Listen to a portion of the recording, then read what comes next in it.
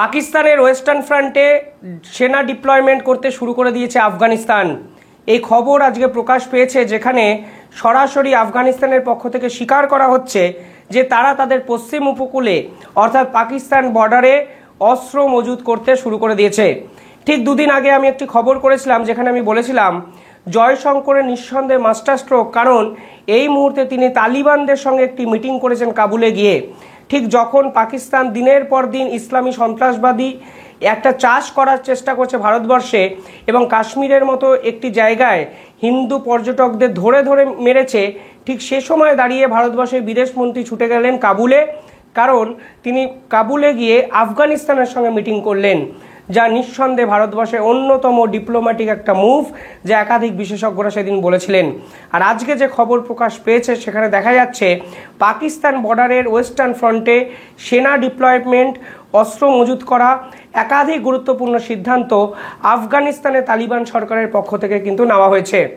সেদিন ভিডিওতে আমি বলেছিলাম 2021 অবধি তালিবানের সঙ্গে সম্পর্কটা আগের মতো ভালো থাকলেও পরবর্তীকালে যখন তালিবান আফগানিস্তান দখল করলো তখন কিন্তু কোথাও না কোথাও এই টালটা ভারতের সঙ্গে কেটে যায়।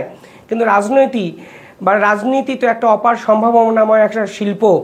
সময় অনুসারে রাজনীতি প্রতি মুহূর্তে বদলেছে এবং এটা এখন বাস্তব যে আইএসআই চিফ আফগানিস্তানে তালিবান দখলের পর আফগানিস্তানে গিয়ে চা খেয়েছিলেন, সেই আইএসআই চিফ কার্যত এখন এই আফগানিস্তানের প্রধান শত্রু। এবং ভারতবর্ষ, যারা কিনা আফগানিস্তানের প্ল্যান অফ অ্যাকশনেই ছিল না, তারা এখন ভারতবর্ষের সঙ্গে। এবং আফগানিস্তানের স্টেটমেন্ট একটু মনে করিয়ে দিই, যেখানে কাশ্মীরের ওই অ্যাটাকের পর তারা প্রথমবারের জন্য মুখ খুলে বলেছিলেন যে কোনো সন্ত্রাসবাদী হামলার বিপক্ষে তারা ভারতের সঙ্গে আছেন। এমনকি যারা এই সন্ত্রাসবাদের চাষ করেছেন তাদেরকে যতক্ষণ না অবধি শেষ করা হচ্ছে ততক্ষণ অবধি তারা ভারতের সঙ্গে লড়াই করতে পারবেন। এমনকি আফগানিস্তানের তালিবান যে সরকার, তাদের স্বরাষ্ট্রমন্ত্রীর সঙ্গে ভারতের এক কূটনীতিবিদের মিটিং হয় এবং যার সঙ্গে সেই মিটিং করা হয় তিনি স্বয়ং তালিবানের প্রতিষ্ঠাতার পুত্র। অর্থাৎ সব মিলিয়ে বড় লেভেলের একটা খেলা ভারতের পক্ষ থেকে খেলা হয়েছিল, যার সুফলটা আজকে হয়তো কোথাও না কোথাও দেখা গেল, যেখানে আফগানিস্তান সরাসরি স্বীকার করেছে তারা পাকিস্তানের ওয়েস্টার্ন ফ্রন্টে সেনা ডিপ্লয়মেন্ট, মিলিটারি ডিপ্লয়মেন্ট করতে শুরু করে দিয়েছে কোনো এক অজানা কারণে। সত্যি কি কারণটা অজানা? সেটা হয়তো নয়, কারণ এই পাকিস্তানের যে পাকিস্তানি তালিবানরা আছে, যারা দিনের পর দিন পাকিস্তানের এই সরকারের বিরোধিতা করেছে। পাকিস্তান সরকারের দাবি এই পাকিস্তান তালিবানদের পিছন থেকে মদত দেয় আফগানিস্তানের তালিবানরা।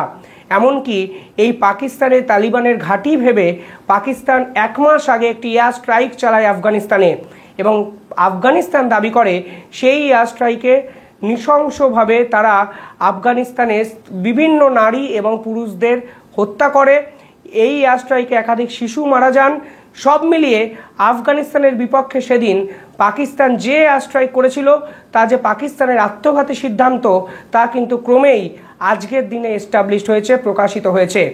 এবং ভারতবর্ষ কিন্তু সেই অপরচুনিটিটা কাজে লাগিয়ে তালিবানের সঙ্গে সেদিনই একটি মিটিং করেন এবং পরবর্তীকালে আফগানিস্তানের তালিবানের একটি অফিস ভারতবর্ষের মুম্বাইতে খোলা যায় কি না সে বিষয়েও কিন্তু আলোচনা শুরু করে দেয়। আর যখন জয়শঙ্কর এই তালিবানের সঙ্গে মিটিং করেছেন বর্তমান সময়, তখনের ঘটনা তো আপনারা সকলেই জানেন। পাকিস্তান এই রাজ্যের এই রাষ্ট্রের, এই পৃথিবীর অন্যতম সন্ত্রাসবাদী দেশ হিসাবে এস্টাবলিশমেন্ট পেয়েছে ভারতের দ্বারা এবং যেভাবে নৃশংসতা তারা গোটা বিশ্ব জুড়ে করছে তার কড়াভাবে অ্যাকশনের জবাব ভারতবর্ষের পক্ষ থেকেও দেওয়ার পরিকল্পনা করা হয়েছে। আরও একটা গুরুত্বপূর্ণ ডেভেলপমেন্ট হয়েছে ঠিক আজকেই। কিছুদিন আগে পাকিস্তান ঘোষণা করেছিল তারা আটারি এবং ওয়াঘা বর্ডার বন্ধ করে দিল, কিন্তু অদ্ভুতভাবে আজকে আফগানিস্তানের প্রেশারের জন্য তারা সেই আটারি বর্ডারকে খুলতে বাধ্য হয়েছে, কারণ আফগানিস্তান থেকে 150টি ট্রাক্স ভারতবর্ষের বিভিন্ন পণ্য নিয়ে আসছিল। অর্থাৎ তারা তালিবানের এই প্রেশার এবং তালিবানকে হাতে রাখার জন্য কার্যত নিজের সিদ্ধান্ত থেকে পিছনে সরে এলো। এ বিষয়ে পাকিস্তানের পক্ষ থেকে একটি স্টেটমেন্ট দেওয়া হয়েছে। তারা কি বলেছেন একটু ইন্টারেস্টিংলি বোঝানোর চেষ্টা করুন। তারা বলেছেন, the ministry has the honour to inform that in the view of brotherly relation between Pakistan and Afghanistan, আমরা 150টা ট্র্যাককে যেতে দিলাম পাকিস্তানের উপর থেকে, সেই ট্র্যাক ভারতবর্ষে গেছিল। তারা ডিপ্লোম্যাটিক স্টেটমেন্ট দিচ্ছে, in the honour to brotherly relation. আফগানিস্তানের সাথে পাকিস্তানের কি ব্রাদারলি রিলেশন আছে? বন্ধুত্বপূর্ণ ভ্রাতৃত্বপূর্ণ সম্পর্ক কি বর্তমানে আছে? নিঃসন্দেহে নয়। তা সত্ত্বেও শুধুমাত্র আফগানিস্তানের পাল্টা আক্রমণ থেকে বাঁচার জন্য তারা আফগানিস্তানকে এখন ভ্রাতৃসম হিসাবে গোটা বিশ্বের কাছে প্রতিষ্ঠিত করতে চাইছেন। পাশাপাশি কোথায় গেল সেই ধমক, সেই চমক, যেখানে আপনারা আর্টারি বর্ডার বন্ধ করে বললেন এখন থেকে পাকিস্তানের সঙ্গে ভারতের সমস্ত ব্যবসা বাণিজ্য বন্ধ, এমনকি তৃতীয় কোনো দেশ যেন পাকিস্তানের মাটিকে ব্যবহার না করে ভারতের সঙ্গে ব্যবসা বাণিজ্য করে, সেই ব্যবস্থাও পাকিস্তান সরকার করবে। অর্থাৎ তৃতীয় দেশ হিসাবে সেদিন কাকে মিন করতে চাইছিলেন? এক সপ্তাহ হয়েছে সেই বর্ডার আপনারা খুলে দিতে বাধ্য হলেন, কারণ বর্ডার যদি না খুলে দেওয়া হতো তাহলে কিন্তু আফগানিস্তান আপনাদের ওয়েস্টার্ন যে উপকূল আছে তা সম্পূর্ণভাবে ধূলিসাৎ করে দিত। কারণ কিছুদিন আগে আপনারা আফগানিস্তানে ঢুকে নৃশংসভাবে নারী এবং শিশুদের হত্যা করেছেন ফেক এয়ার স্ট্রাইকের নাম করে। সমস্যাটা এখানে আরও গভীরে। তারা আফগানিস্তানের হাত থেকে শুধু বাঁচতে চাইছে না, তারা গোটা বিশ্বের সামনে বুঝিয়ে দিতে চাইছে তারা ভারতেরও সহানুভূতিশীল ভারতের প্রতি। ভারত ইচ্ছাকৃত যুদ্ধ করতে চাইছে। এই তো তারা 150টা ট্র্যাক অ্যালাউ করলো, যে ট্রাকগুলো পাকিস্তানের উপর দিয়ে ভারতে ঢুকলো, ভারত প্রয়োজনীয় পণ্য আফগানিস্তান থেকে নিয়ে এলো। তারা শুধুমাত্র হিংসা চায় না, ভারতবর্ষ হিংসা চাইছে, ভারতবর্ষ অ্যাকশন নিতে চাইছে, ভারতবর্ষ যুদ্ধ চাইছে। তারা জাতিসংঘে শরণাপন্ন হয়ে যাচ্ছে শান্তির জন্য, তারা আমেরিকা শরণাপন্ন হয়ে যাচ্ছে শান্তির জন্য, তারা নিউট্রাল ইনভেস্টিগেশন চাইছে গোটা বিশ্বের কাছে শান্তির জন্য। আর আজকে তাদের ধমকানি চমকানি সব শেষ হয়ে গিয়ে আর্টারি বর্ডার খুলে দিতে বাধ্য হলো শুধুমাত্র আফগানিস্তানের 150টা ট্রাক ভারতে ঢুকিয়ে দেওয়ার জন্য, শুধুমাত্র শান্তির জন্য। নৈতিক পরাজয়। অনেকেই ভিডিওতে কমেন্ট করেন কবে যুদ্ধ হবে, কবে কি হবে, কিন্তু বিশ্বাস করুন 150টা ট্রাক আজকে যেভাবে পাকিস্তানের উপর থেকে আফগানিস্তান দিয়ে ভারতবর্ষে ঢুকলো, এখানেই বোঝা যায় একটা দেশ যুদ্ধের আগেই কতটা হেরে আছে। তারা বাধ্য হলো আফগানিস্তানের ট্রাকগুলোকে ছেড়ে দিতে, তারা বাধ্য হলো, কারণ যদি ট্রাকগুলো আটকানো হতো তাহলে আফগানিস্তানি পাকিস্তানদের সম্পূর্ণভাবে শেষ করে দিত। কিছুদিন আগে সেই মিটিংয়ের বিশ্লেষণ করতে গিয়ে আমি বলেছিলাম শুধুমাত্র পাল্টা প্রত্যাঘাত নয়, ডিপ্লোম্যাসির জায়গা থেকে যেভাবে ভারতবর্ষ পুরো বিষয়টাকে খেলছে তা অত্যন্ত বুদ্ধিদীপ্ত একটা পদক্ষেপ।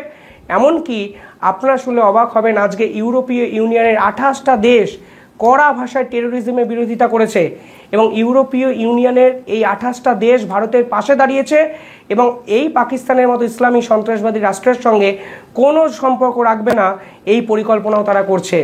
আরও ইন্টারেস্টিং কি জানেন, এই যে ইউরোপীয় ইউনিয়নের এই যে 28টা দেশের কথা আমি বলছি, এই 28টা দেশের মধ্যে এমন একটি দেশ আছে যিনি নিজে থেকে এগিয়ে এসে ভারতের সঙ্গে সম্পর্ক তৈরি করতে চাইছেন। তারও কিন্তু একটা পলিটিক্যাল ব্যাখ্যা আছে। সাইপ্রাস। ঠিক যখন পাকিস্তানের সন্ত্রাসবাদীরা এই ভারতবর্ষের উপর আক্রমণ করলো, ঠিক তখন সর্বপ্রথম যে দেশটি মুখ খুলেছিল সেই দেশের তালিকায় কিন্তু এই সাইপ্রাস আসে।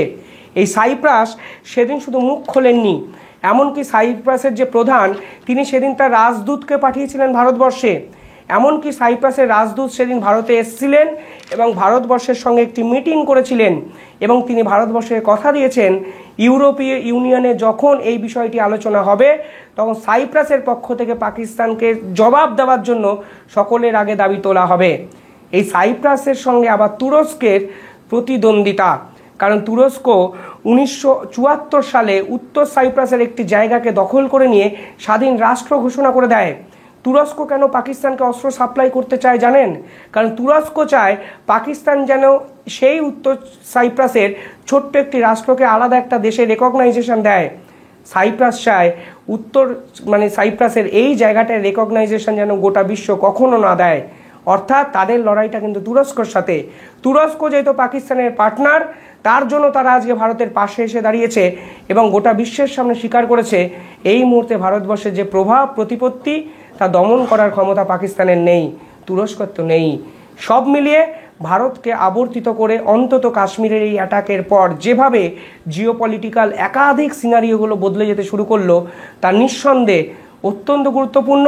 তবে সব থেকে বড় খবর, পাকিস্তানের যে চমক তা তারা নিজেরাই শেষ করে বর্ডার খুলে দিতে বাধ্য করলো এবং 150টা ট্রাক পাকিস্তানের উপর থেকে আজ ভারতবর্ষে ঢুকলো, যা নিঃসন্দেহে ভারতের অন্যতম বড় ডিপ্লোম্যাটিক জয়। কিভাবে দেখছেন আপনারা এই পদক্ষেপ?